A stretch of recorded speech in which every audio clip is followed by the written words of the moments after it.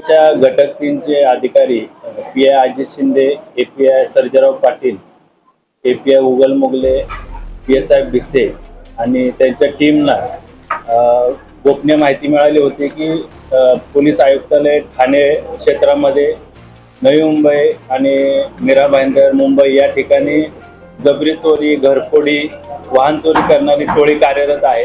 त्यांची गोपनीय माहिती मिळाल्यानंतर त्या अनुषंगानं अधिक तपास केला, पुरावा जमा केला. त्या अनुषंगानं आपण 4 आरोपींना ताब्यात घेतलं आहे.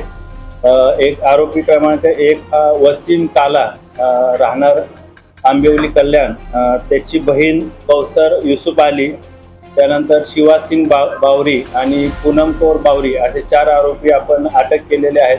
अधिक तपास केला असता या आरोपींनी एकूण जवळपास 29 गुन्हे केल्याचं निष्पन्न झालं. त्याच्यामध्ये 20 चेन स्नॅचिंगचे गुन्हे आहेत, एक दरोड्याचा गुन्हा आहे, मोटरसायकल चोरीचे 5 गुन्हे आहेत, घरफोडीचे 3 गुन्हे आहेत. असे 29 गुन्हे यांच्याकडून आपल्याला उघडकीस आलेले आहेत. त्याच्यामध्ये आतापर्यंत जवळपास 36,29,000चा मुद्देमाल जप्त करण्यात आलेला आहे.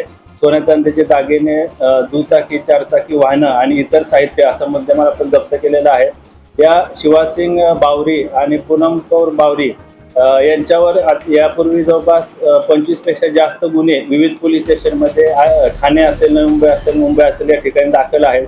आरोपी वसीम काला आणि त्याची बहीण कौसर युसुफ अली यांच्यावर देखील 30 पेक्षा जास्त जबरी चोरीचे गुन्हे दाखल आहेत. या अनुषंगानं अधिक तपास गुन्हे शाखे युनिट 3चे अधिकारी ACP शेखर बागडे यांच्या मार्गदर्शनामध्ये करत आहेत.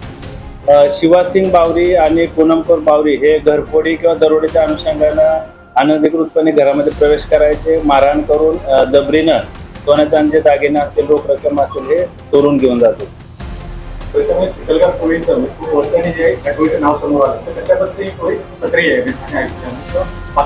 शिवासिंग बावरी आणि पूनम कौर बावरी यांची टोळी ही मुंबई परिसरामध्ये, मुंबई असेल, ठाणे, नवी मुंबई, मीरा भाईंदर, पुणे या परिसरामध्ये सक्रिय आहे.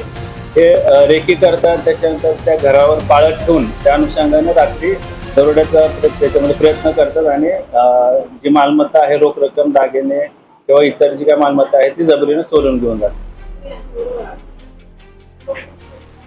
सध्या आपल्याला तपासामध्ये एकूण हे 4 आरोपी निष्पन्न झालेले आहेत. ते 4 आरोपी आपल्या ताब्यामध्ये आहेत, अटकेमध्ये आहेत. अजून यांचे कोण साथीदार आहेत का, यांच्यासोबत आधी कोणी मदत केलेली आहे का, इतर कोण त्यांचे साथीदार आहेत का, या अनुषंगानं पोलीस अधिक तपास करत आहेत.